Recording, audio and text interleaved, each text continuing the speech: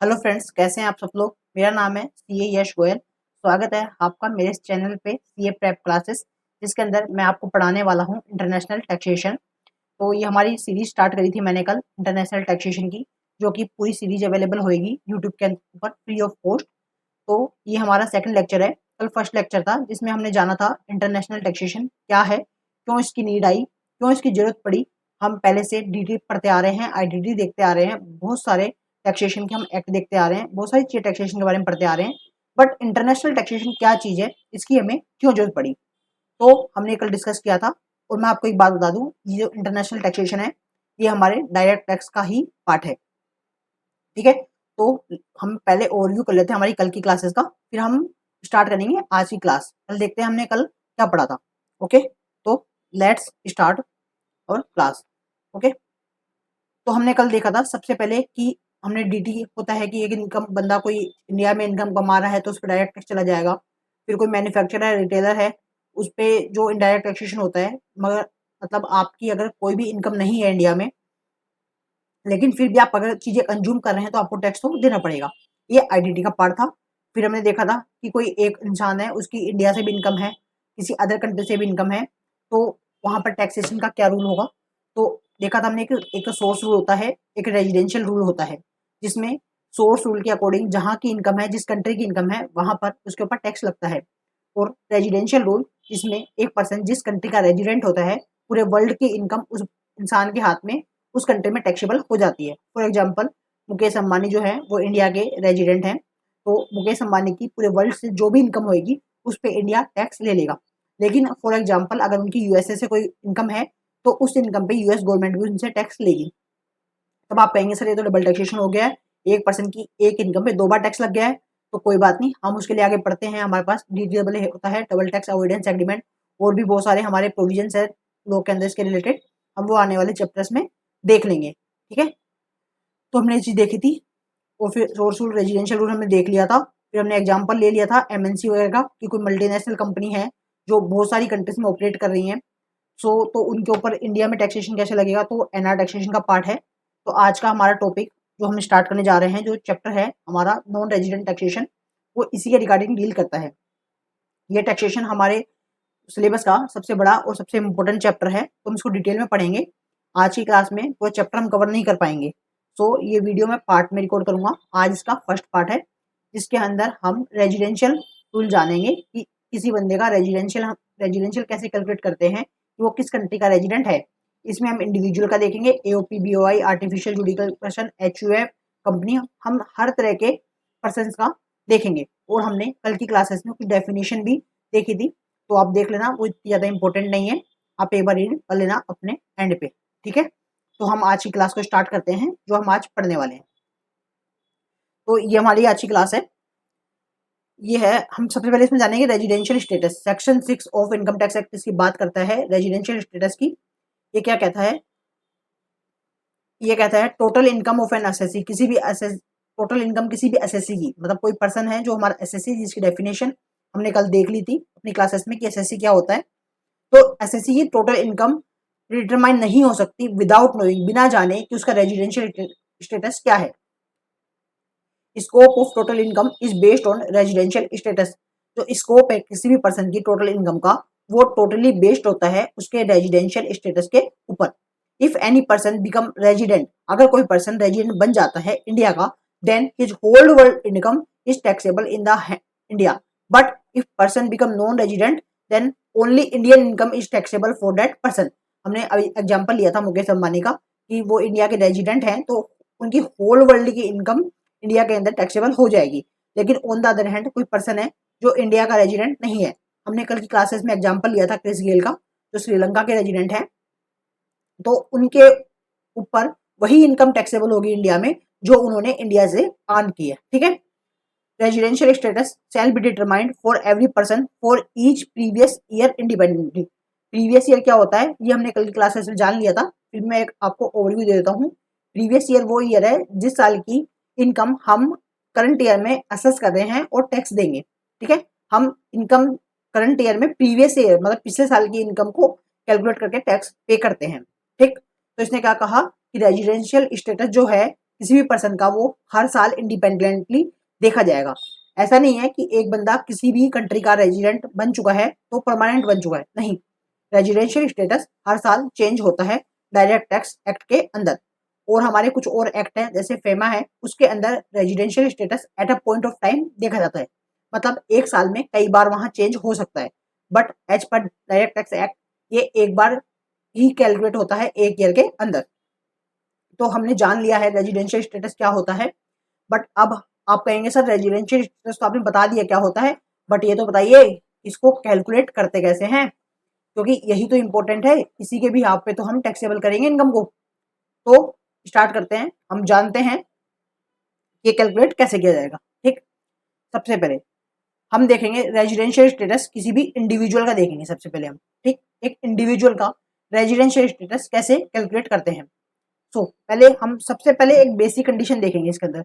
सबसे पहले आप अब ब्लैंक हैं, आपको कुछ नहीं पता, अब आप स्टार्ट करें कि हम कैलकुलेट करना है, तो आप सबसे पहली चीज क्या देखेंगे। सबसे पहली चीज देखेंगे क्या कि वो प्रीवियस ईयर पिछले साल में वो बंदा इंडिया के अंदर कितने दिन रहा था। एक साल में 365 दिन होते हैं ऑन एन एवरेज। तो उस 365 दिन में मतलब पिछले साल के 365 दिन में वो इंडिया के अंदर कितने दिन रहा था। अगर वो ग्रेटर देन 182 ग्रेटर देन और इक्वल टू मतलब 182 डेज और मोर 182 डेज और मोर इन प्रीवियस ईयर अगर वो इंडिया में रहता है। ठीक है, पहली कंडीशन तो हमारी ये हो गई। दूसरी कंडीशन हम क्या देखेंगे, stay in India for 60 days और मोर इन प्रीवियस ईयर, मतलब पिछले साल वो 365 के अंदर 60 दिन 60 डेज इंडिया के अंदर रहा था।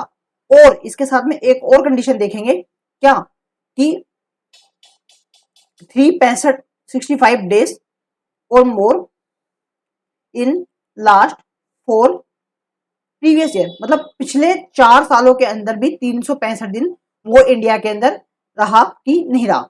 तो इसमें दो कंडीशन है और दूसरी कंडीशन की भी दो कंडीशन है। तो सबसे पहली कंडीशन आप चेक करेंगे क्या सर वो ग्रेटर देन और इक्वल टू 182 डेज और इंडिया में रहा था या नहीं रहा था। मैंने कहा था रहा था, यस। तो ठीक है, आप आ चुका है कि वो आपका रेजिडेंट बन चुका है। लेकिन आप कहेंगे नहीं सर वो तो 180 दिन नहीं रहा था इंडिया के अंदर, उससे कम रहा था। तो ठीक है सर, हम हमारी दूसरी कंडीशन चेक कर लेंगे फिर। तो दूसरी कंडीशन हमारी क्या कहती है कि वो पिछले साल प्रीवियस ईयर में 60 दिन इंडिया में रहा था। आपने कहा था नहीं सर नहीं रहा। अगर नहीं रहा तो भैया वो तो कोई बात नहीं, खत्म होगी, नॉन रेजिडेंट। लेकिन अगर आप कहेंगे हाँ रहा था, तो हम एक और कंडीशन देखेंगे। बेसिकली पहले हम एक और कंडीशन देख लेंगे क्या कि पिछले 4 सालों के अंदर वो 365 दिन या उससे ज्यादा इंडिया के अंदर रहा था कि नहीं रहा था। अगर ये दोनों कंडीशन सेटिस्फाई हो जाती है तो वो रेजिडेंशियल स्टेटस में इंडिया का रेजिडेंट मान लिया जाएगा। लेकिन अगर इनमें से कोई भी एक कंडीशन सेटिस्फाई नहीं होती है तो वो इंडिया का रेजिडेंट नहीं होगा। यहाँ और है, तो और के अंदर या तो ये कंडीशन सेटिस्फाई हो जाए या ये कंडीशन सेटिस्फाई हो जाए। कोई भी एक कंडीशन सेटिस्फाई हो जाए तो हम उसको रेजिडेंट कह देंगे। ठीक है, अगर ये एंड होता तो दोनों कंडीशन होनी चाहिए थी, बट यहाँ और है। तो अगर इन दोनों में से कोई एक भी कंडीशन सेटिस्फाई हो चुकी है तो वो इंडिया का रेजिडेंट मान लिया जाएगा। ठीक, दोबारा से रिवाइज करते हैं, ये थोड़ा टिपिकल है, आपको समझने में थोड़ा टाइम लग सकता है, मैं जानता हूँ। तो मैं इसको एक बार और आपको बता देता हूँ। ठीक है, हम इसको एक और बार देख लेते हैं, ये क्या है। तो क्या देख रहे थे हम, एक बार हम इसको और देख लेते हैं। ठीक है, हम इसको लिख लेते हैं। ओके, सबसे पहली कंडीशन क्या थी, स्टे इन इंडिया 182 डेज और मोर इन प्रीवियस ईयर। आप पहली कंडीशन हमने देखी कि पिछले साल 182 दिन या उससे ज्यादा इंडिया में रहा था कि नहीं रहा था। आपने कहा सर रहा था, तो हम क्या बोल देंगे उसको, तो हम उसको बोल देंगे रेजिडेंट। और अगर वो नहीं रहा था तो हम उसको बोलेंगे नॉन रेजिडेंट। ठीक है, ये देख लिया। लेकिन अगर वो रेजिडेंट है तो कोई बात नहीं, लेकिन आप नो में डायरेक्ट उसको नॉन रेजिडेंट नहीं कह सकते, आपको उसके लिए फिर दूसरी कंडीशन भी चेक करनी पड़ेगी। तो सर दूसरी कंडीशन क्या है, तो दूसरी कंडीशन की भी दो कंडीशन है। दूसरी कंडीशन की भी दो कंडीशन है। दूसरी कंडीशन है, पहली कंडीशन क्या है, स्टे इन इंडिया। ठीक है, स्टे इन इंडिया 60 दिन था, फॉर 60 डेज और मोर, मतलब ग्रेटर देन और इक्वल टू 60 डेज, ठीक है, 60 दिन या उससे ज्यादा इंडिया के अंदर रहा है या नहीं रहा। दूसरी हम कंडीशन देखेंगे, क्या देखेंगे दूसरी कंडीशन हमने, 365 डे और more in last for previous year, 365 day और more in last for previous year. तो पहली कंडीशन में अगर वो रेजिडेंट हो जाता है तो अच्छी बात है, रेजिडेंट हो गया, हम उस पर रेजिडेंशियल रूल मान लेंगे, उसके अकॉर्डिंग टैक्सेशन कैलकुलेट कर लेंगे। लेकिन वो नॉन रेजिडेंट है पहली कंडीशन के अकॉर्डिंग, तो हम दूसरी कंडीशन पे आएंगे। दूसरी कंडीशन के अंदर दो कंडीशन है, इनमें से अगर कोई एक भी सेटिस्फाई हो जाती है तो हम उसको रेजिडेंट मान लेंगे, लेकिन अगर कोई भी सेटिस्फाई नहीं होती है तो हम उसको जाके नॉन रेजिडेंट कहेंगे। पहली कंडीशन, प्रीवियस ईयर में 60 दिन या उससे ज्यादा इंडिया में रहा था और पिछले 4 सालों में 365 दिन या उससे ज्यादा इंडिया में रहा था या नहीं रहा था। सॉरी फ्रेंड्स, मेरे से आप एक गलती हो गई यहाँ पर, मैंने इसको ध्यान नहीं दिया। यहाँ पर इस कंडीशन के अंदर एंड है, ठीक है, एंड है, तो यहाँ पर एंड है, सॉरी बाय मेरी मिस्टेक, मैंने पहले ध्यान नहीं दिया। यहाँ पर एंड है, मतलब ये दोनों कंडीशन पास होनी चाहिए साथ में। अगर पहली कंडीशन में जो हमने सबसे पहली कंडीशन दी उसमें अगर रेजिडेंट हो गया तो ठीक, अगर रेजिडेंट नहीं हुआ, नॉन रेजिडेंट हो गया, तो हम दूसरी कंडीशन में जंप करेंगे। दूसरी कंडीशन कहती है stay in India greater than equal to 60 days, मतलब पिछले साल 60 दिन या उससे ज्यादा रहा है, साथ में पिछले 4 सालों में 365 दिन या उससे ज्यादा भी इंडिया का रेजिडेंट होना चाहिए। तो ये हम बेसिक कंडीशन देख लेंगे, तो इसके अकॉर्डिंग हम उसका रेजिडेंशियल स्टेटस कैलकुलेट करेंगे। ठीक है, हम आगे बढ़ते हैं।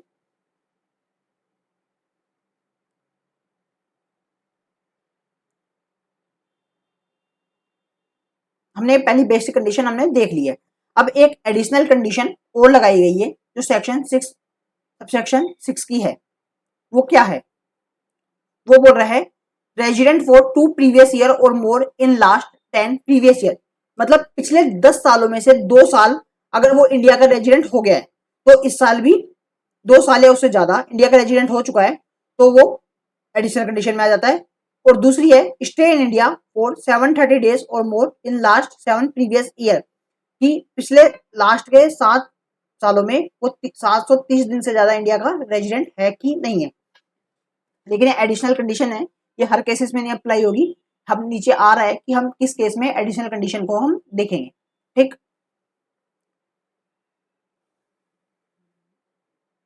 सो तो यहाँ पर एक रूल था कि एक तो रेजिडेंट हो गया, लेकिन एक दूसरा रूल आता है रेजिडेंट एंड ऑर्डिनरी रेजिडेंट, एक दूसरा आता है resident but not ordinary resident.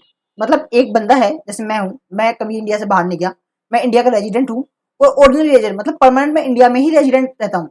लेकिन एक बंदा है वो इस साल इंडिया का रेजिडेंट है, अगले साल किसी और कंट्री का रेजिडेंट हो गया, फिर अगले साल किसी और कंट्री का रेजिडेंट हो गया, मतलब उसका residential status year by year change होता जा रहा है। तो उस केस में हम इस एडिशनल कंडीशन को देखते हैं, क्योंकि हम उस केस में ये चीज चेक करते हैं कि वो बंदा इंडिया का परमानेंट ऑर्डिनरी रेजिडेंट है या फिर नॉट ऑर्डिनरी रेजिडेंट है। तो ये सेकंड कंडीशन जो अपनी एडिशनल कंडीशन है सेक्शन 6 सबसेक्शन 6 की, वो अप्लाई होती है। ठीक, यहाँ पर यही कह रहा है if any individual satisfy any one basic condition, अगर ऊपर की जो दो बेसिक कंडीशन हमने पढ़ी थी ना, उनमें से अगर कोई एक बेसिक कंडीशन अगर बंदा सेटिस्फाई कर जाता है तो वो ट्रीटेड करेगा रेजिडेंट इन इंडिया, मतलब वो इंडिया का रेजिडेंट मान लिया जाएगा।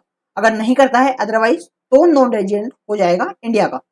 ठीक, उसने क्या कहा if any individual become resident in India, अगर एक बंदा इंडिया का रेजिडेंट हो चुका है, ठीक, हमने पहली कंडीशन के हिसाब से हमने देख लिया वो इंडिया का रेजिडेंट है कि नहीं है, वो रेजिडेंट है। अब हम चेक करेंगे एडिशनल कंडीशन जो बताएगा कि वो ऑर्डिनरी रेजिडेंट है कि नॉट ऑर्डिनरी रेजिडेंट है। तो उसकी ये कंडीशन थी अगर वो पिछले 10 सालों में 2 साल इंडिया का रेजिडेंट रह चुका है और पिछले 7 सालों में 703 दिन या उससे ज्यादा इंडिया में स्टे कर चुका है, देन वो रेजिडेंट एंड ऑर्डिनरी रेजिडेंट हो जाएगा। अगर वो इन कंडीशन में से कोई भी कंडीशन को सेटिस्फाई नहीं करता है तो resident but not ordinary resident कहलाएगा। तो यही बात हमारी यहाँ लिखी हुई है। ठीक, हम अब आगे कुछ नोट्स देखते हैं जो कि इंपॉर्टेंट है। वो क्या कह रहा है, अब आपने कहा सर एक बंदा इंडिया में आया और वो इंडिया से गया एक दिन, तो ये जो दोनों दिन है आने के और जाने के, वो आप इन जो ऊपर के आपने 60 दिन 120 दिन जो अपने जो भी कंडीशन पड़ी है इसके अंदर मानी जाएगी कि नहीं मानी जाएगी, मतलब उस दिन को इंक्लूड करें एक्सक्लूड करें। तो ये लाइन वही कह रही है, the day on which he enters in India, मतलब जिस दिन वो इंडिया के अंदर एंटर किया था, as well as the day on which he leaves India, साथ में वो दिन जिस दिन वो इंडिया से गया था बाहर, shall be taken into account as the stay of individual in India, तो वो जो दिन है वो उस इंडिविजुअल के इंडिया के अंदर स्टे माने जाएंगे। ठीक है, वो उस बंदे के इंडिया के अंदर स्टे माने जाएंगे। आगे क्या बोल रहा है, एक और नोट्स हम पढ़ेंगे, is the following case only basic condition number 1 is applicable, मतलब कुछ कुछ केस ऐसे हैं जिसके अंदर हम केवल पहली वाली कंडीशन ही देखेंगे, जो हमारी एक्स्ट्रा कंडीशन थी रेजिडेंट नॉट ऑर्डिनरी रेजिडेंट, हम उस कंडीशन को चेक ही नहीं करेंगे, मतलब हमें मतलब ही नहीं है बंदा रेजिडेंट है ऑर्डिनरी रेजिडेंट, हम मान लेंगे भैया वो रेजिडेंट है और ऑर्डिनरी रेजिडेंट है। तो कौन कौन सी कंडीशन है जब हम ये मानेंगे, पहला, वो बंदा इंडिया का सिटीजन है, इंडिया की सिटीजनशिप उसके पास है और वो इंडिया को छोड़ के गया था पिछले साल में एम्प्लॉयमेंट आउटसाइड इंडिया, मतलब बाहर कोई काम करने के लिए, बाहर कोई धंधा करने के लिए, बिजनेस करने के लिए, कोई भी नौकरी करने के लिए वो इंडिया से बाहर गया था लास्ट ईयर प्रीवियस में, तो हम मान लेंगे वो बंदा रेजिडेंट है एंड ऑर्डिनरी रेजिडेंट है। दूसरा, इंडियन सिटीजन, वो इंडिया का सिटीजन है, being a crew member of Indian ship, कोई इंडियन बाउंड्री शिप, मतलब इंडिया के शिप है, मतलब भारतीय इंडियन ओरिजिन की कोई शिप है, उस पर वो काम करता है और वो शिप इंडिया को छोड़ के गई है। अब आप कहेंगे सर ये इंडियन शिप क्या है और फॉरेन शिप क्या है, तो समझते हैं कि जैसे मान लो एक कोई शिप है,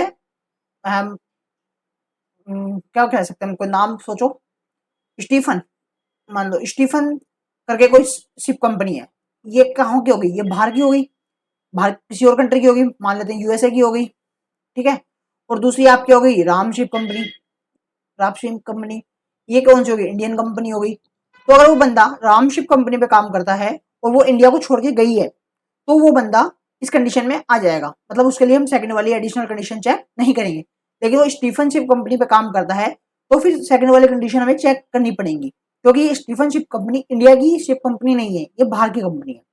ठीक, तो वही इसने कहा।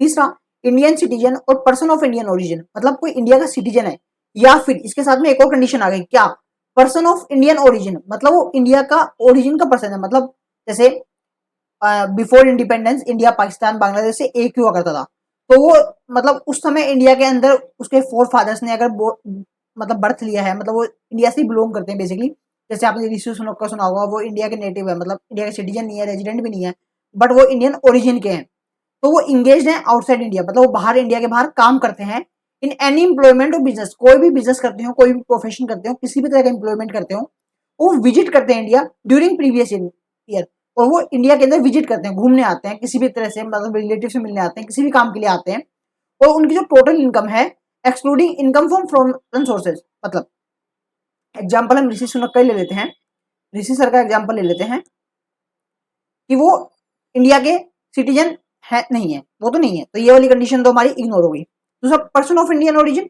हाँ वो पर्सन ऑफ इंडियन ओरिजिन है, तो वो अगर इंडिया में घूमने आते हैं, मतलब स्टे करने आते हैं, ठीक, तो और उनकी जो इनकम है इंडिया से 15 लाख की इनकम है प्रीवियस ईयर के अंदर या उससे ज्यादा, मतलब बाहर वो जितना कमा रहे हैं उससे मतलब नहीं है, इंडिया के अंदर अगर वो 15 लाख से ज्यादा कमा रहे हैं तब तो इस पर क्राइटेरिया नहीं लगेगा। लेकिन अगर अगर वो 15 लाख से नीचे नीचे इंडिया के अंदर कमा रहे हैं, इंडिया के अंदर उसकी इनकम 15 लाख से नीचे है, तो हम उन पे सेकंड वाले जो हमारी एडिशनल कंडीशन थी वो नहीं देखेंगे, केवल पहली वाली ही कंडीशन देखेंगे। अभी पर्सन फ्रॉम इंडियन ओरिजिन का मतलब बता दिया, either his grandfather were born in the undivided India में बोर्न हुए हो, ठीक है, ये हमने देख लिया। अब हम आगे बढ़ते हैं। अभी हाँ कुछ एडिशनल कंडीशन, कुछ एडिशनल बातें आ गई हैं जिनका हमें ध्यान रखना पड़ेगा। इन केस ऑफ है इंडियन सिटीजन, अगर कोई बंदा इंडिया का सिटीजन है, ठीक, एक सेकंड लीजिए, कोई बंदा इंडिया का सिटीजन है या person of Indian origin having total income, person India का ओरिजिन है जो मैंने अभी आपको समझा दिया है, जिसकी टोटल इनकम 15 लाख के अंडर अंडर है, और सेकंड कंडीशन अप्लीकेबल होगी उसके ऊपर। एक मिनट, हाँ सॉरी, मैंने कहा जिसकी इनकम 15 लाख से ज्यादा है, मान लो 15 लाख से ज्यादा है, तो सेकंड कंडीशन इनके ऊपर अप्लीकेबल हो जाएंगी। एंड इंस्टीड ऑफ 60 डेज, लेकिन इनको एक और छूट दे दी गई है, हमने जो ऊपर एडिशनल कंडीशन में 60 डेज की लिमिट पड़ी थी वो यहाँ पर रिप्लेस होके 120 डेज हो जाएंगी, ठीक है। तो ये क्या कहा, आप इतना ही पढ़िए, आगे पढ़ेंगे कंफ्यूज हो जाएंगे। आगे वाला लाइन उसी को घुमा के कहा गया है। मतलब जैसे हमने ऊपर पढ़ा था ना, एडिशनल कंडीशन में देखेंगे कि प्रीवियस ईयर में 60 दिन और पिछले 4 सालों में कितने दिन देखे थे हमने ऊपर, पिछले 7 सालों में 730 दिन। तो ये पिछले 7 सालों में 730 दिन तो अप्लीकेबल होगा ही होगा। लेकिन ये जो, सॉरी मैं फिर से गलत हो गया, पहली के अंदर भी जो फर्स्ट के अंदर जो सेकंड कंडीशन हमारी थी स्टे इन इंडिया 60 डेज वाली, ये वाली कंडीशन, ये वाली, इसका जो 60 दिन है इसको हम 120 दिन देखेंगे। और जो 365 दिन और मोर देन 4 प्रीवियस ईयर, ये सेम रहेगा। ये देखिए 335 डेज और more in the last 4 previous year, ये सही रहेगा। तो treated as resident but not ordinary resident, R N R को हम मान लेंगे। ठीक है, अब ये वही बोल रहा है, इनकम फ्रॉम फॉरेन सोर्सेज क्या है, मींस इनकम विच अक्रूज और arise outside India. Foreign source की इनकम क्या है, जो इनकम अक्रू और अराइज हुई है इंडिया के बाहर, except income derived from business controlled in और प्रोफेशन सेटअप इन इंडिया। उस इनकम को छोड़ के जो आपने इंडिया के अंदर कोई बिजनेस सेटअप करके कमाई है। दोबारा समझते हैं इस चीज को।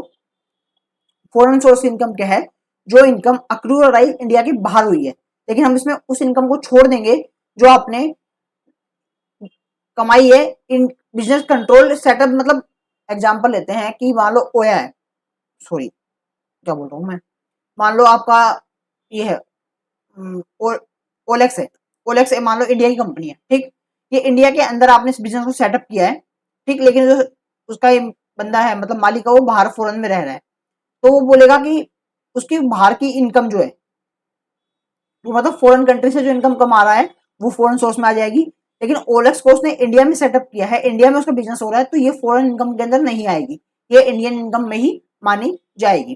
ठीक, अब यानी नेक्स्ट चीज क्या कह रही है, in case of Indian citizen, कोई बंदा है वो इंडिया का सिटीजन है और क्रू मेंबर है वही फॉरेन बाउंड शिप का। मैंने कहा था ना सिर्फ 2 तरह की, मान लो कोई, मैंने ऊपर एग्जाम्पल भी लिया था, किस बंदे का लिया था, स्टीफन का लिया था, स्टीफन शिप है, तो वो क्या होगी, फॉरेन बाउंड शिप है, मतलब member of foreign bound ship. Sorry, foreign bound ship वो होती है जो originated from India and destination outside India और वाइस वर्सा। मतलब कोई ऐसी शिप जो इंडिया से बाहर जा रही है या बाहर से इंडिया आ रही है, वो फॉरेन बाउंड शिप होगी, मतलब बाउंड है फॉरेन जाने के लिए, मतलब कोई फॉरेन बंदे की नहीं है, फॉरेन कंपनी नहीं है इंडियन शिप ही, लेकिन वो इंडिया से बाहर जा रही है या बाहर से इंडिया आ रही है, तो उसमें follow day celebrated shall outside India, तो उसमें कुछ दिन हैं जो इंडिया के बाहर माने जाएंगे। वो दिन कब से स्टार्ट होंगे, from the date entering into the continuous discharge certificate. जो बंदे उन पे शिप पे काम करते हैं उनका एक सीडीसी बनाया जाता है, कंटिन्यूइंग डिस्चार्ज सर्टिफिकेट। आपने उस सर्टिफिकेट पे अगर साइन कर दिया, मतलब एंट्री कर दी जाने की इंडिया से बाहर, और वापस आने के बाद आपने उस पर एंट्री करी कि आप इंडिया से आ चुके हैं, तो जो बीच का गैप है जाने का और वापस आने का, ये जो दिन है ये इंडिया के बाहर माने जाएंगे, ये जो दिन है इंडिया के अंदर नहीं माने जाएंगे। ठीक है, तो ये हमारा एक इंडिविजुअल का रेजिडेंशियल स्टेटस कंप्लीट हो चुका है। ठीक है, आप 2 मिनट लीजिए और एक बार देख लीजिए इसको अपने एंड पे, उसके बाद हम अगला स्टार्ट करेंगे। ठीक है, एक बार इसको देख लीजिए आप अपने एंड पे, हो सके तो स्क्रीनशॉट ले लीजिए, मैं आगे बढ़ रहा हूँ धीरे धीरे।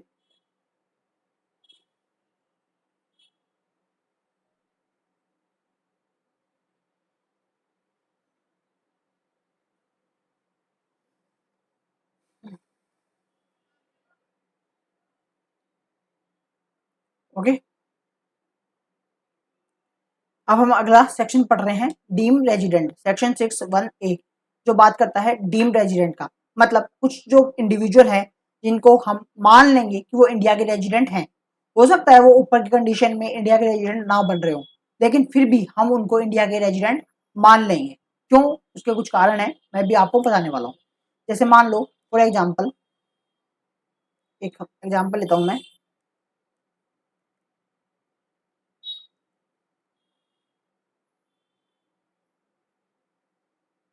ठीक, एग्जाम्पल लेता हूँ, मिस्टर श्याम है एक हमारे, ठीक है, मिस्टर श्याम है, वो क्या है, इंडिया के सिटीजन है,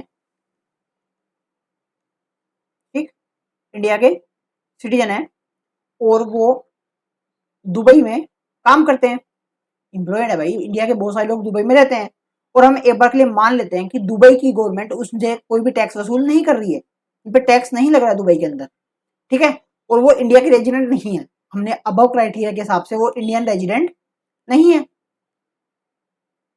इंडियन रेजिडेंट नहीं है। अब क्या होगा, उसका टैक्स इंडिया में भी नहीं लग रहा और दुबई में भी नहीं लग रहा, तो क्या वो टैक्स देगा ही नहीं? यानी तो गलत बात हो गई कि कोई बंदा टैक्स ही नहीं दे रहा। तो नहीं, दुबई में भी नहीं दे रहा, इंडिया में भी दे रहा, तो ऐसा नहीं होगा, उसको टैक्स तो देना पड़ेगा। तो इसके लिए एक सेक्शन आया, सेक्शन,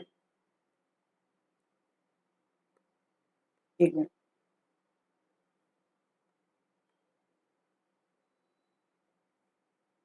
एक मिनट दीजिएगा। हाँ, तो कहाँ थे हम?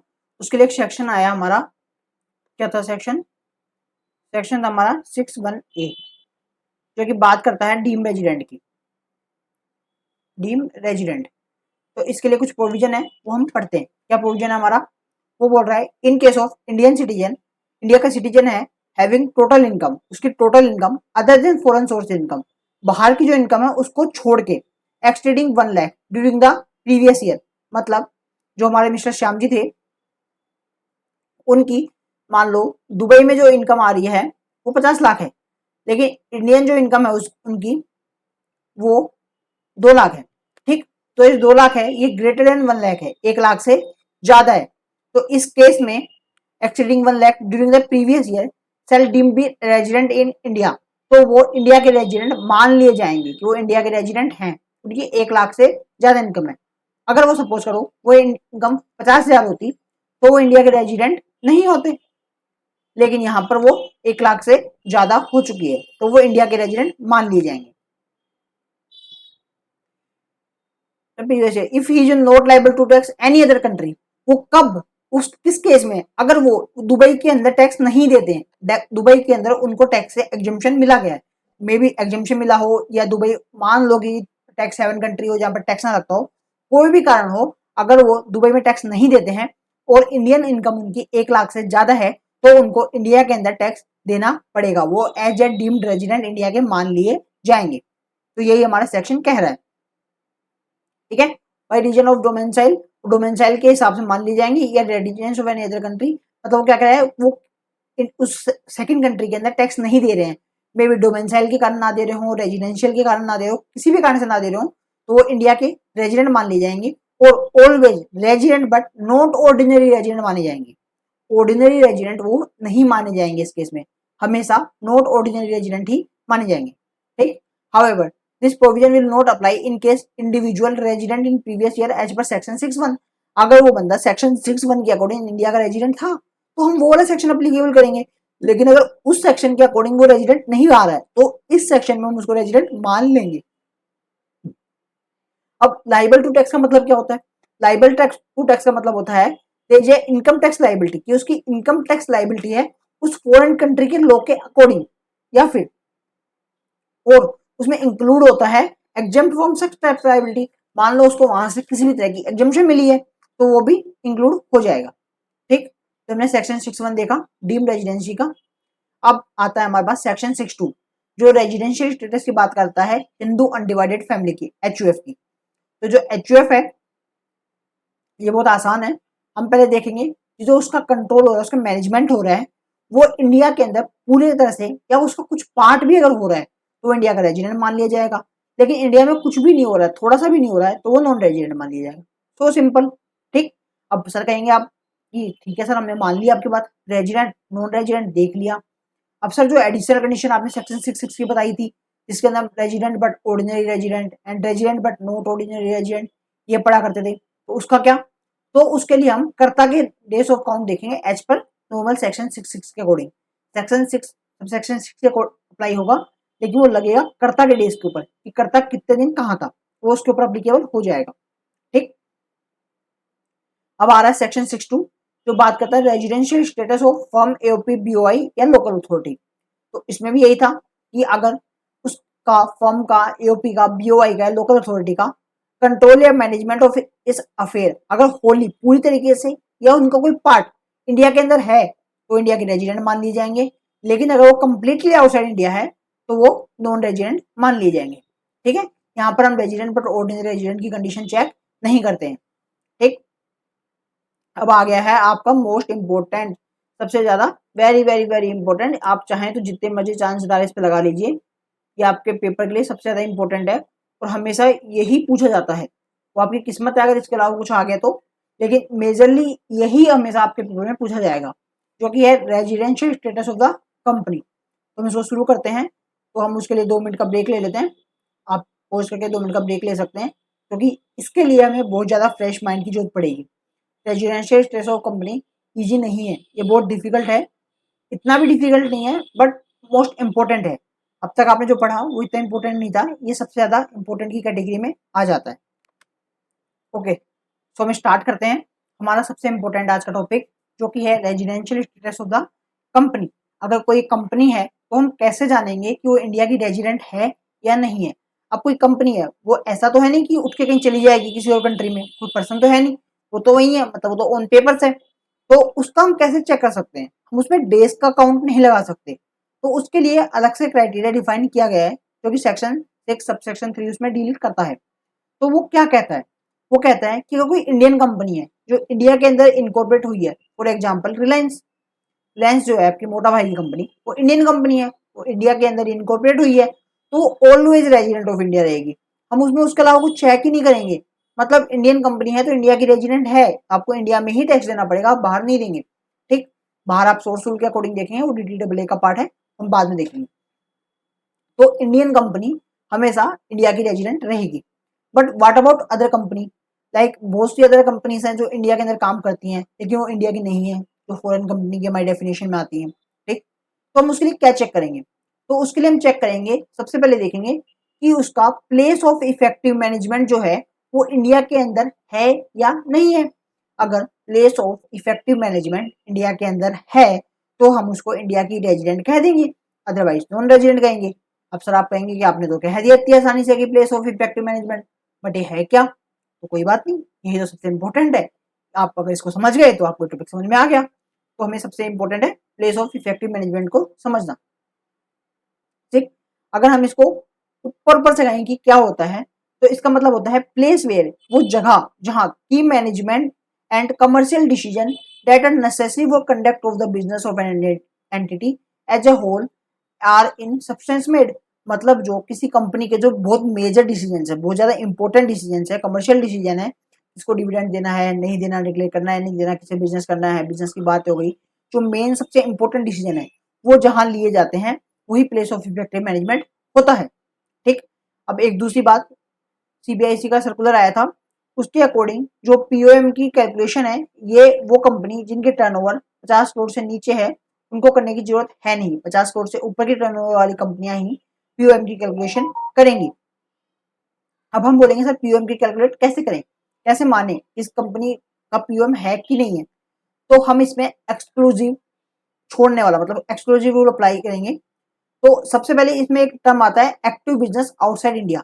मतलब अगर किसी कंपनी का एक्टिव बिजनेस, मतलब एक्टिव बिजनेस इंडिया के बाहर है, तो वो कंट्री इंडिया की रेजिडेंट नहीं है, वो पोएम उसका इंडिया के बाहर है, हम पहले से मान लेंगे। मतलब हम देख रहे हैं, हम किसी कंपनी का पोएम कैलकुलेट कर रहे हैं कि प्लेस ऑफ इफेक्टिव मैनेजमेंट क्या कहाँ है, तो पहले हम ये चीज चेक करेंगे कि वो बाहर है कि नहीं है। अगर वो पहली कंडीशन में पता लग गया कि वो बाहर है, तो मान लिया वो बाहर है, इंडिया की रेजिडेंट है ही नहीं, तो पहली कंडीशन तो यही चेक कर रही है कि वो बाहर है कि नहीं है। तो वो हम चेक करेंगे एक्टिव बिजनेस आउटसाइड इंडिया से। तो वो क्या कहता है कि both the condition are satisfy. अगर ये नीचे दी गई दोनों कंडीशन आपकी सेटिस्फाई हो जाती हैं, ये एंड है, मतलब एक नहीं दोनों कंडीशन आपकी सेटिस्फाई होनी चाहिए। अगर ये दोनों कंडीशन आपकी सेटिस्फाई हो जाती है तो हम मान लेंगे उस कंपनी का place of effective management India के बाहर है और वो इंडिया की रेजिडेंट नहीं है। पहली condition active business outside India. दूसरी, majority board meeting held outside India. मतलब उस कंपनी की जो मेजोरिटी बोर्ड मीटिंग्स है, मतलब 10 बोर्ड मीटिंग हो रही है, 10 में से 5 या उससे ज्यादा, और उसमें की डिसीजन होनी चाहिए। अगर मेजोरिटी मीटिंग्स है वो इंडिया के बाहर हो रही है, ऐसा नहीं है कि आपने 10 करी, 10 में से 2 मीटिंग थी इसमें आपने मेजर डिसीजन लिए, बाकी 8 तो आपने तुझपुची ऐसी रखी थी इसमें कोई छोटे मोटे डिसीजन आके बैठ के चाय पी के चले गए, तो उसमें से 6 नहीं होंगी, फिर उस 2 में से देखी जाएंगी मेजोरिटी।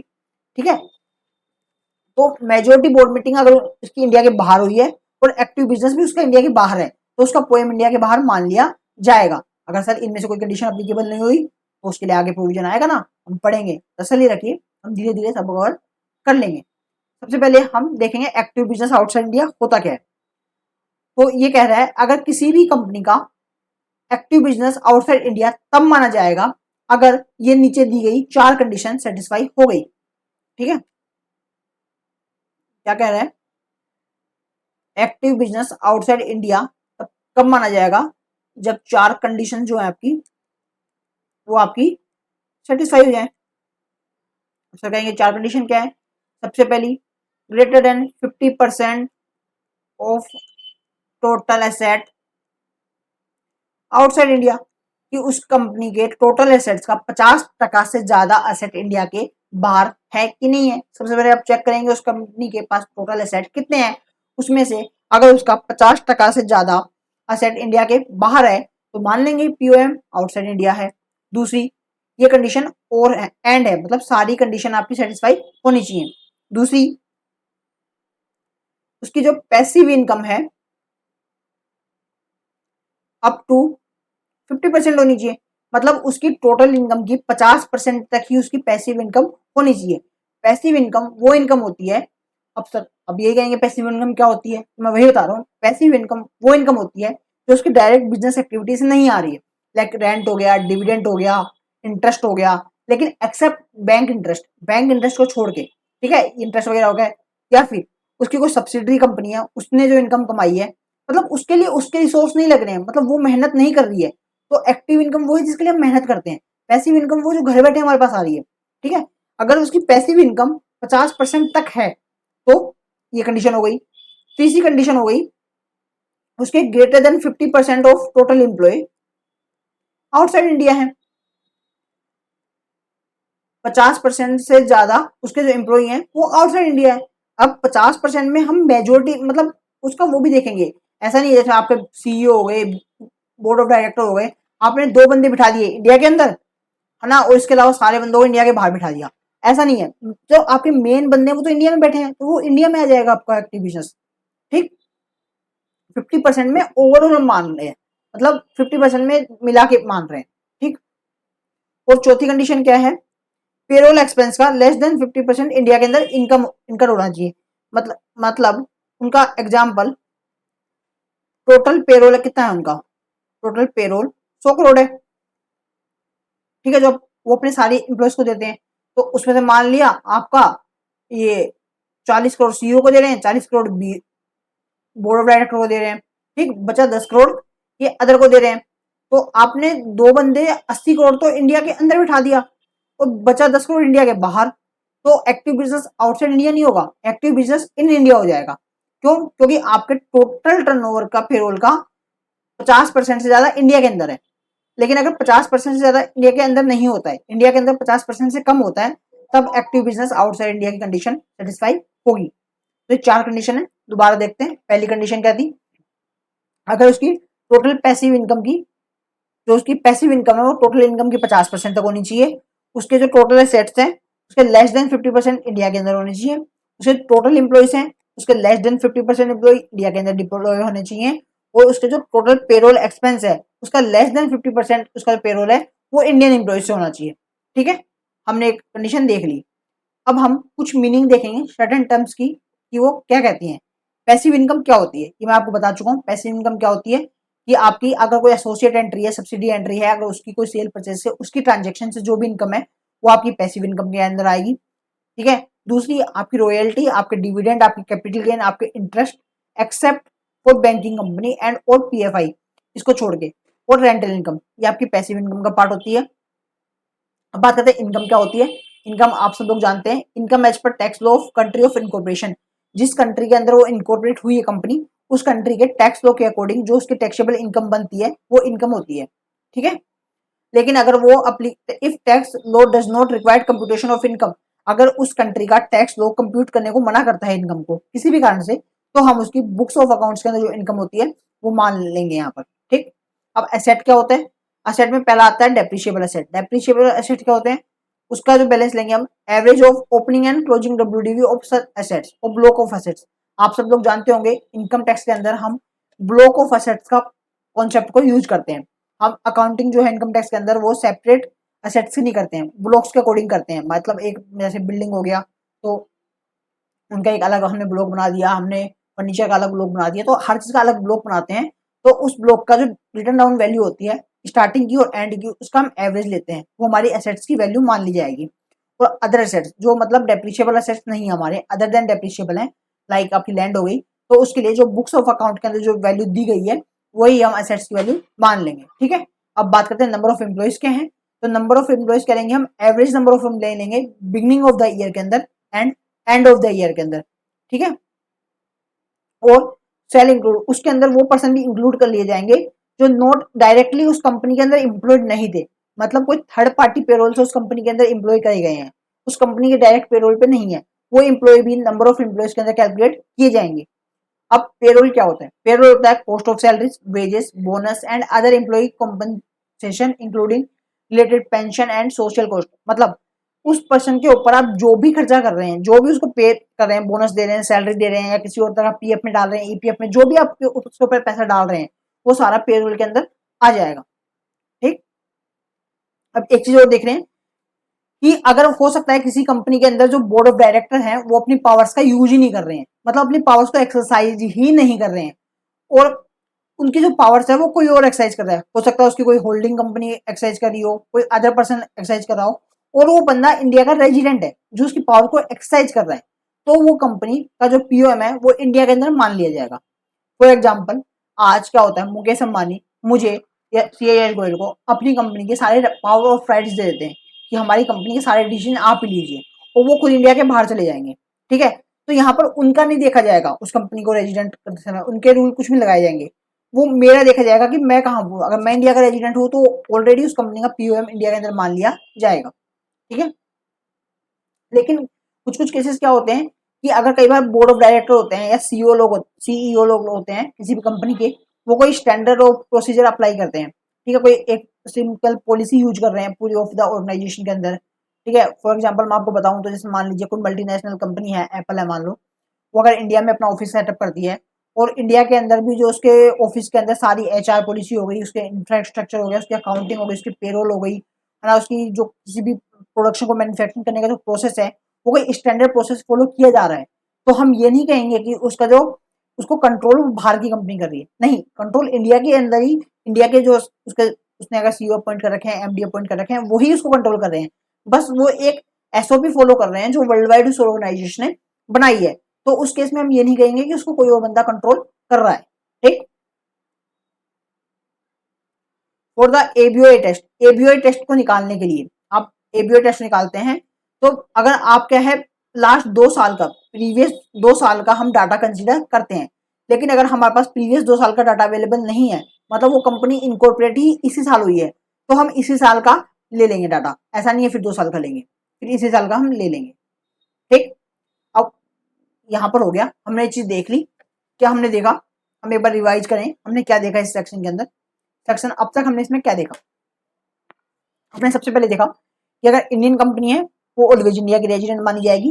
अगर कोई फॉरेन कंपनी है तो हम उसमें प्लेस ऑफ इफेक्टिव मैनेजमेंट देखेंगे कि वो इंडिया में है या इंडिया के बाहर है। प्लेस ऑफ इफेक्टिव मैनेजमेंट क्या होता है? वो जगह जहां पर कंपनी के सारे की मैनेजमेंट और कमर्शियल डिसीजन लिए जाते हैं। ठीक, अगर जो पीओएम का डिटर्मिनेशन है वो अगर 50 करोड़ से नीचे टर्नओवर है तो नहीं किया जाएगा, ये हमारा सर्कुलर कहता है। ठीक, सर्कुलर का नंबर आपको याद करने की जरूरत नहीं है।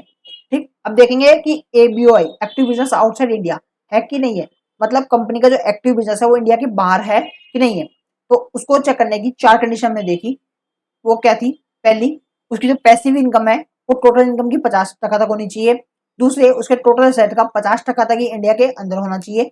उसके टोटल नंबर ऑफ एम्प्लॉयज के 50% तक ही एम्प्लॉयज इंडिया के अंदर डिप्लॉय होने चाहिए। और उसका जो उन एम्प्लॉयज का जो पेरोल कॉस्ट है, पेरोल एक्सपेंसेस है, वो 50% तक ही होना चाहिए टोटल एक्सपेंडिचर का। ठीक, अगर ये चारों कंडीशन सेटिस्फाई कर जाती हैं तो हम मान लेंगे उसका एक्टिव बिजनेस आउटसाइड इंडिया है। तो पीओएम देखने के लिए एक्टिव बिजनेस आउटसाइड के साथ में एक और चीज देखते हैं कि उसकी मेजोरिटी ऑफ बोर्ड मीटिंग है वो इंडिया में हो रही है या इंडिया के बाहर हो रही है। अगर हमारी दोनों कंडीशन सेटिस्फाई कर जाती हैं कि उसका एक्टिव बिजनेस भी इंडिया के बाहर है और उसकी मेजोरिटी ऑफ बोर्ड मीटिंग से वो भी इंडिया के बाहर हो रही है, तो हम मान लेंगे उसका place of effective management India के बाहर है। लेकिन मान लीजिए ऐसा हो ही नहीं रहा है, उस कंपनी का place of effective management India के बाहर तो आ ही नहीं रहा है, तो हम उसको डायरेक्ट इंडिया के अंदर नहीं कहेंगे। हम नहीं कह सकते नहीं नहीं सर वो इंडिया के अंदर आ गया, नहीं। अब भी हम उसको फिर से चेक करेंगे कि वो और कंडीशन उसके ऊपर अप्लीकेबल होंगी चेक करने के लिए कि वो इंडिया के अंदर है या अभी स्टिल इंडिया के बाहर ही है पीओएम। तो क्या जो चीजें हम चेक करेंगे, सबसे पहले देखेंगे 2 स्टेज प्रोसेस। उसके लिए हम 2 स्टेज का प्रोसेस अप्लीकेबल होता है। पहली चीज हम देखेंगे आइडेंटिफिकेशन और assessing the person who actually make the key management और कमर्शियल डिसीजन और conduct the company's business as a whole. हम सबसे पहले आइडेंटिफाई करेंगे कि उस कंपनी का जो मेजर डिसीजन है, की डिसीजन है, वो जो इंसान ले रहा है वो कौन है। मतलब जैसे मान लो रिलायंस है, आज रिलायंस का मेजर जो डिसीजन है वो कौन लेता है, मुकेश अंबानी। ठीक है भाई, मेन जो चेयरमैन है कंपनी का मुकेश अंबानी है, जो मेजर डिसीजन है वो तो वही लेंगे। वो अलग बात है पूरे बीओडी की सहमति से लेंगे, लेकिन मेन तो वही लेंगे और साथ में बीओडी भी लेगी। तो पहले हमने आइडेंटिफाई कर लिया कि कौन है। दूसरी चीज हम आइडेंटिफाई करेंगे कि वो कहाँ से, किस जगह से बैठ के डिसीजन ले रहे हैं। अगर वो इंडिया से डिसीजन ले रहे हैं तो फिर वो company place of effective management India के अंदर मान लिया जाएगा। लेकिन अगर वो इंडिया के बाहर बैठ के डिसीजन ले रहे हैं तो फिर वो जिस कंट्री में बैठ के डिसीजन ले रहे हैं वहां पर हमारा प्लेस ऑफ इफेक्टिव मैनेजमेंट आ जाएगा। ठीक, तो इसके लिए कुछ एग्जांपल है, ये हम अभी देखते हैं। तो क्या कह रहा है, the place where decision are taken वो भी more important the place where such decision are implemented. कि वो प्लेस जहां पर डिसीजन ले रहे हैं, कि डिसीजन आर टेकन, वो ज्यादा इंपॉर्टेंट है जहां पर वो इम्प्लीमेंट हो रहा है। मतलब मान लीजिए अगर मुकेश अंबानी और उनकी बोर्ड ऑफ डायरेक्टर्स की टीम इंडिया के बाहर बैठ के रिलायंस के लिए कोई डिसीजन ले रही है, वो डिसीजन इंडिया के अंदर इम्प्लीमेंट हो रहे हैं, तो यहाँ पर ये नहीं देखा जाएगा कि इंडिया के अंदर इम्प्लीमेंट हो रहे हैं कि नहीं हो रहे हैं, ये देखा जाएगा कि लिए कहां से जा रहे हैं। अगर वो इंडिया के बाहर बैठ कर डिसीजन ले रहे हैं तो उस कंपनी का place of effective management India के बाहर मान लिया जाएगा। ठीक है, आई बात समझ में। अब कुछ सिचुएशन है हम उसको देखेंगे, लेकिन एक बार मैं आपको फिर से सेक्शन डिवाइज करवा देता हूँ क्योंकि मोस्ट इंपोर्टेंट सेक्शन है जो इतनी इजीली समझ नहीं आता है। तो हम इसको एक और बार देखते हैं। ठीक, एक बार क्विक रिवीजन से कर लेते हैं। हमने रेजिडेंशियल कंपनी का देखा, अगर इंडियन कंपनी है तो ऑलवेज रेजिडेंट इन इंडिया। अगर कोई फॉरेन कंपनी है तो वो इंडिया की रेजिडेंट तब होगी अगर उसका place of effective management India के अंदर होगा। तो अगर प्लेस ऑफ इफेक्टिव मैनेजमेंट क्या होता है, वो जगह जहां से कंपनी के की मैनेजमेंट और कमर्शियल डिसीजन लिए जाते हैं। ये जो पीओएम की जो कैलकुलेशन है, ये 50 करोड़ तक की टर्नओवर की कंपनी को एग्जेम्प्ट कर दी गई है। अब हम पीओएम की कैलकुलेट करने के लिए एक चीज देखते हैं कि कंपनी का एक्टिव बिजनेस कहां पर है। तो पहले ये चीज देखी जाती है कि एक्टिव बिजनेस इंडिया के बाहर है क्या, हम ये कंडीशन चेक करते हैं। तो एक्टिव बिजनेस इंडिया के बाहर है, उसको चेक करने के लिए 4 कंडीशन देखी गई कि उसकी पैसिव इनकम टोटल इनकम के 50% तक है, उसकी टोटल एसेट का 50% तक एसेट इंडिया के अंदर है, उसके टोटल नंबर ऑफ एम्प्लॉयज के 50% से कम एम्प्लॉय इंडिया के अंदर है, उसके जो उन एम्प्लॉयज की कॉस्ट है उसके टोटल पेरोल एक्सपेंडिचर के 50% तक ही होनी चाहिए, उससे ज्यादा नहीं होनी चाहिए। ठीक, अब पीओएम कैलकुलेट करने के लिए place of effective management outside India, मतलब इंडिया से बाहर है कि नहीं है, इसको कैलकुलेट करने के लिए पहली चीज तो एबीओआई टेस्ट कर लिया हमने कि एक्टिव बिजनेस का आउटसाइड इंडिया है कि नहीं है। दूसरा हम देखेंगे कि उसकी majority of the board meetings India के अंदर हो रही है कि इंडिया से बाहर हो रही है। अगर दोनों कंडीशन सेटिस्फाई कर रही है कि एबीओआई टेस्ट भी फुलफिल हो रहा है कि एक्टिव बिजनेस आउटसाइड इंडिया है और मेजोरिटी बोर्ड मीटिंग भी इंडिया के बाहर हो रही है, तो हम उसका मान लेंगे कि place of effective management India के अंदर तो नहीं है, मतलब वो बाहर ही है, मतलब वो इंडिया की रेजिडेंट नहीं है, तो बात खत्म। लेकिन अगर इन कंडीशन में से कोई एक भी कंडीशन फेल हो रही है तो हो सकता है कि उसका place of effective management India के अंदर हो। हम डायरेक्टली नहीं कहेंगे कि इंडिया के अंदर है ही, हमें कहेंगे हो सकता है कि इंडिया के अंदर हो। तो उसको चेक करने के लिए क्या कंडीशन है, उसको चेक करने के लिए कंडीशन है कि हम उसके लिए 2 स्टेज प्रोसेस को फॉलो करते हैं। 2 स्टेजेस हम देखेंगे। सबसे पहला, पता करो कि उस कंपनी के की डिसीजंस को कौन ले रहा है, वो कौन पर्सन है जो उस कंपनी के की डिसीजंस को ले रहे हैं। और दूसरी चीज, वो किस जगह से बैठ के उस कंपनी के की डिसीजंस को ले रहे हैं। अगर वो इंडिया के अंदर बैठ के की डिसीजंस को ले रहे हैं तो उसका place of effective management India के अंदर आ जाएगा, वो कंपनी इंडिया की रेजिडेंट हो जाएगी। अदरवाइज वो कंपनी इंडिया की रेजिडेंट नहीं है, वो कंपनी इंडिया की नॉन रेजिडेंट है। ठीक, अब कुछ हम केस बेस्ड कंडीशन देख रहे हैं। सबसे पहली है when the BOD exercise authority and takes key commercial decision is substance। अगर बोर्ड ऑफ डायरेक्टर अपनी पावर्स का यूज कर रहे हैं और सारे डिसीजंस वही ले रहे हैं तो वो प्लेस जहां पर बैठ के की डिसीजंस लिए जा रहे हैं वही हमारा पीओएम की कैलकुलेशन के लिए कंसिडर हो जाएगा। अगर सेकंड केस, अगर बीओडी ने अपनी पावर्स को डेलीगेट कर दिया है किसी और सीनियर मैनेजमेंट को या किसी अदर पर्सन को, कि हो सकता है कि बोर्ड ऑफ डायरेक्टर बोल रहे हैं कि हो सकता है कि जैसे मान लो किसी कंपनी की एप्पल है, एप्पल अपनी सब्सिडरी इंडिया के अंदर बना देता है, तो अगर उस सब्सिडरी के जो बोर्ड ऑफ डायरेक्टर हैं वो कहेंगे कि अगर डिसीजन हम नहीं लेंगे, डिसीजन मेन जो एप्पल इनकॉर्पोरेशन है यूएसए की उसी के मैनेजमेंट लेगा, तो फिर हम देखेंगे वो कहाँ बैठ के उसका डिसीजन ले रहे हैं। तो ऑब्वियसली यूएसए में बैठ के ले रहे हैं तो उसका पोएम इंडिया के बाहर हो जाएगा। ठीक, तीसरी केस आ गया, सीनियर मैनेजमेंट में operate from different location and participate in various meetings via telephone. हो सकता है जो सीनियर मैनेजमेंट है कंपनी के वो डिफरेंट डिफरेंट लोकेशन से पार्टिसिपेट कर रहे हैं मीटिंग्स के अंदर। हो सकता है टेलीफोन से, वीडियो कॉन्फ्रेंसिंग से या किसी और तरीके से कर रहे होंगे। तो हम कैसे देखेंगे कि उसका पीओएम कहाँ पर है? तो हम देखेंगे कि जहाँ पर highest level of management and the direct supporting staff are located, मतलब जो बड़े से बड़े लेवल के मैनेजमेंट है, मतलब एमडी सीईओ हैं, वो जिस जगह से बैठ के काम कर रहे हैं, वो जिस जगह से बैठ के मीटिंग्स ले रहे हैं, तो वहां पर आपका पीओएम आ जाएगा। चौथा केस है, powers are delegated by the boards to executive committee. हो सकता है किसी कंपनी के अंदर बोर्ड ऑफ डायरेक्टर्स ने मिलकर एक एग्जीक्यूटिव कमेटी का गठन कर दिया है और उस की सारी पावर्स उस कंपनी की अपनी बीओडी ने, अपनी चेयरमैन ने सारी पावर्स उस एग्जीक्यूटिव कमेटी को दे दिया है कि सारे डिसीजन आप ही लेंगे। तो उस केस में जिस जगह पर वो एग्जीक्यूटिव कमेटी बैठ के डिसीजन ले रही है, वो जगह पे आपका पोएम मान लिया जाएगा। पांचवा है, in case of circular resolution and round robin voting, मतलब हो सकता है कि डिसीजन डायरेक्ट नहीं लिए जा रहे हैं, डिसीजन हो सकता है किसी सर्कुलर से आ रहा है।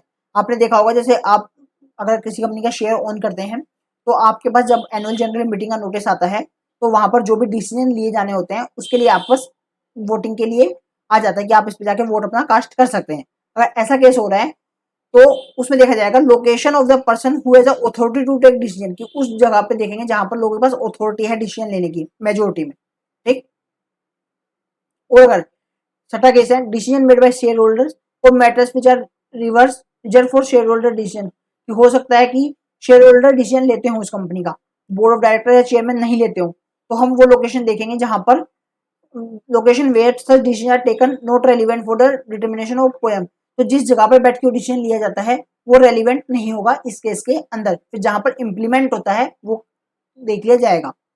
सातवां केस है, senior person are located in principal place of business, अगर सीनियर पर्सन हैं वो रह रहे हैं प्रिंसिपल प्लेस जहां पर मेन प्लेस है बिजनेस का, तो ऑब्वियस बात है उसी जगह पे उसका पोएम होगा। तो अगर डिसेंट्रलाइज कंपनी है, मतलब मल्टीनेशनल कंपनी है, बहुत सारी जगहों पे उसका बिजनेस है, तो उस केस में location where senior managers are primary based, उस लोकेशन पे जहां पर सीनियर मैनेजर्स प्राइमरी बेस है, मतलब सीनियर मैनेजर जहां पर है बेसिकली वहां पर, और जहां पर वो अपनी की स्ट्रेटेजी की फॉर्मुलेशन लेते हैं, तो वही आपका प्लेस ऑफ इफेक्टिव मैनेजमेंट हो जाएगा। तो फ्रेंड्स हमने कंप्लीट कर लिया है रेजिडेंशियल स्टेटस का। ये बहुत ज़्यादा लेंथी था इस हमारे सिलेबस का, इस चैप्टर का नॉन एनआर टैक्सेशन का सबसे वास्ट टॉपिक था जो हमने कवर कर लिया है। अब हम अगली क्लासेस से एनआर टैक्सेशन के आगे के रेलिवेंट प्रोविजन करेंगे। तो आज की क्लासेस बहुत ज़्यादा हेडेक हो जाएगी आपके लिए अगर मैं अभी कंटिन्यू कर दूंगा आगे का, तो आप अभी इसी को रिवाइज करिएगा। तो हो सकता है आपको पहली बार में चीज़ समझ नहीं आई, आप एक और बार इस वीडियो को देखिएगा। आई होप आपको मेरे लेक्चर्स पसंद आ रहे हैं, अगर ऐसा है तो मेरे चैनल को लाइक करिएगा, शेयर करिएगा, सब्सक्राइब करिएगा। Keep watching, let's bye bye my friends.